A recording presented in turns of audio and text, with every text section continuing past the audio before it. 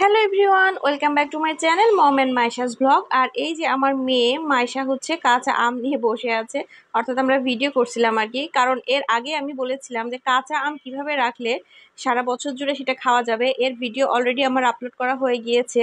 তো বলেছিলাম যে আরেকটা পদ্ধতি আছে, সেটা পরের ভিডিওতে দেখাবো।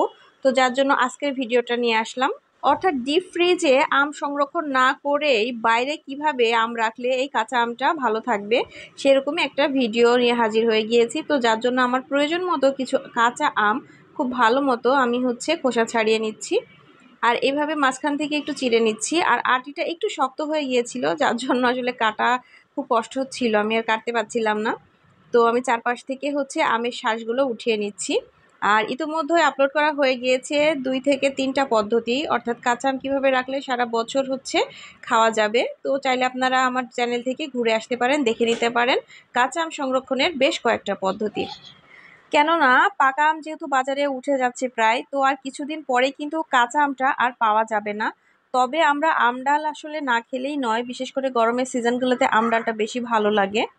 তো আমডাল এবং আচার করার জন্য কাঁচা আমটা ফ্রিজে সংরক্ষণ করে রাখলে বেশ ভালো থাকে। সেই সাথে ফ্রিজ বাদেই কিভাবে রাখা যায় সেটাই দেখাচ্ছি, যার জন্য খুব ভালো মতো করে ছাড়িয়ে নেওয়া হয়ে গিয়েছে। তবে আপনারা লক্ষ্য করেছেন আমটা একটু লালচে কালার হয়ে গিয়েছে, এটা কিন্তু আসলে পাকা না। কারণ বাজার থেকে নিয়ে আসার একদিন পরে আমি এইগুলা খোসাটা ছাড়াতে বসেছি আর কি। সাথে সাথে করলে আর এরকম একটু কি বলে রোদ পাকা বা শুটকি টাইপের হয়ে গিয়েছে।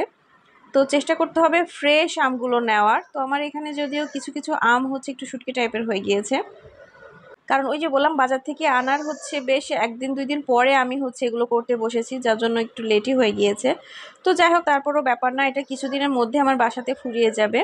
কেননা কাঁচা আমের চাহিদা আমার বাসাতে প্রচুর, যার জন্য আমি অনেকভাবে ডিপ করে তারপর নর্মাল করে অনেক ওয়েতে আমি আমগুলো সংরক্ষণ করি, যাতে করে সারা বছরটা আমি কাঁচা আমের কাভার করতে পারি।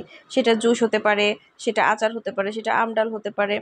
তো পরিষ্কার পাত্রের মধ্যে লবণ আর হলুদের গুঁড়া দিয়ে আমগুলো ধুয়ে নিচ্ছি। আর লবণ আর হলুদের গুঁড়া এই জন্য দেওয়া হলো, এতে করে কিন্তু কালারটা নষ্ট হবে না। তো একটা খুব ভালোভাবে এখন আমি কিচেন টাওয়াল নিলাম আর এটা ক্লিন করে নিচ্ছি। আর এর গায়ে যেন বিন্দুমাত্র পানি না থাকে সেদিকে অবশ্যই লক্ষ্য রাখতে হবে। তো টাওয়াল দিয়ে আমি মুছে নিচ্ছি। আর চাইলে ফ্যান ছেড়ে দিয়ে ফ্যানের নিচে কিছুক্ষণ এটা পানিটা টানিয়ে নেওয়া যেতে পারে। তো এই যে মাইশা আমাকে হেল্প করছে, তো মা মেয়ে মিলেই আমরা এগুলো করছি আর কি। তো হয়ে গিয়েছে খুব ভালো মতো মুছে নেওয়া, অর্থাৎ পানিটা কিছুই নেই। আর সেই ফাঁকে আমি একটু ফ্যানের নিচে দিই যাতে আর একটু ভালোভাবে শুকিয়ে যায়। তো ফ্যানের নিচে দিয়ে পানিটা একটু শুকিয়ে যাক, আর সেই সুযোগে আমি চুলার উপর একটা পাত্র নিয়েছি এবং একটু পরিষ্কার পানি নিচ্ছি, অর্থাৎ আমার প্রয়োজন মতো পানি নিলাম। আর এর মধ্যে 2 চামচ লবণ অ্যাড করে দিচ্ছি। আর এটাই হবে আম সংরক্ষণ করে রাখার আজকের ম্যাজিক পদ্ধতিটা। তো লবণ আর পানি খুব ভালো মতো করে ফুটিয়ে নিচ্ছি, কারণ আগে যেহেতু বলেছি যে ডিপ ফ্রিজ ছাড়াই এই আমটা সংরক্ষণ করে রাখলে অনেক দিন ভালো থাকবে। তো লবণ পানি খুব ভালো মতো ফুটিয়ে একদম ঠান্ডা করে নিতে হবে, অর্থাৎ কোনো রকম যেন উষ্ণ গরমও না থাকে। তো আমি একটি কাচের বয়ম নিয়েছি আর বয়মের মধ্যে আমগুলো অ্যাড করে নিচ্ছি।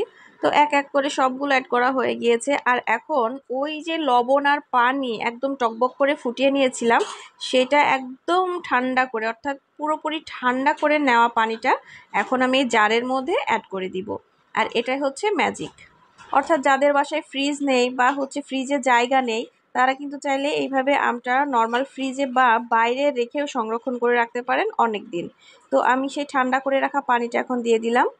এই তো যথেষ্ট, এই পর্যন্ত রাখলেই এনাফ। আর একটা কাজ করব, সেটা ভিনেগার, যেটা যে কাজ করে অনেক দিন পর্যন্ত ভালো রাখতে, আচার সেগুলো আর কি। তো এখান থেকে আমি সামান্য পরিমাণে ভিনেগার দিচ্ছি, তবে এটা অপশনাল, এটা না দিলেও চলবে। যাদের হাতের কাছে থাকবে দিবেন, আর না দিলেও কোনো সমস্যা নেই।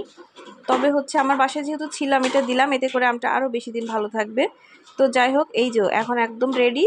আর এই তো ফাইনাল লুক। এই যে পানির মধ্যে কাঁচা আমগুলো কেটে কেটে এভাবে ডুবিয়ে রাখলাম, তবে পর্যাপ্ত পরিমাণে পানিটা ঠান্ডা করে নিতে হবে।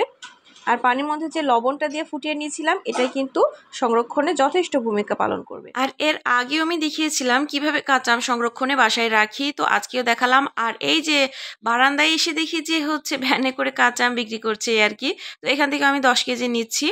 তো এই যে মাপছে আর কি আমার জন্য। তো এই 10 কেজি এখন হচ্ছে কিভাবে রাখবো সেটার পদ্ধতিও দেখাচ্ছি, কারণ আম আর কিছুদিন পরেই পাওয়া যাবে না, একেবারেই কাঁচা আম আর কি। কেননা বাজারে কিন্তু পাকা আম টুকটাক উঠে গিয়েছে। তো যাই হোক, আর কিছুদিনের মধ্যে কাঁচা আমের সিজন শেষ হয়ে যাবে। তো পাকা আম কিভাবে দীর্ঘদিন ভালোভাবে রেখে খাওয়া যায় সেটার ভিডিও দেখাবো, ফ্রিজ ছাড়া। এবং ফ্রিজে তো সংরক্ষণ করে রাখা যায় আমরা জানি, এছাড়া পাকা আম ফ্রিজ বাদে কিভাবে ঘরে অনেকদিন রেখে খেতে পারবেন সেরকম ভিডিও দেখাবো।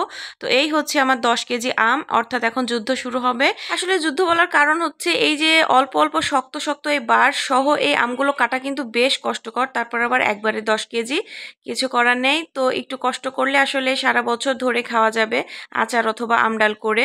তো এই পর্যন্ত যারা আমার সাথে ছিলেন তাদেরকে অসংখ্য ধন্যবাদ। এই 10 কেজি আম আমি কিভাবে হচ্ছে যে সংরক্ষণ করে রাখবো, অর্থাৎ 12 মাসের জন্য, আর সেই পদ্ধতিটাই শেয়ার করব নেক্সট ভিডিওতে।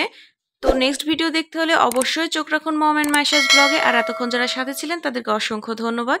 আজকের মতো বিদায় নিচ্ছি। আল্লাহ হাফেজ।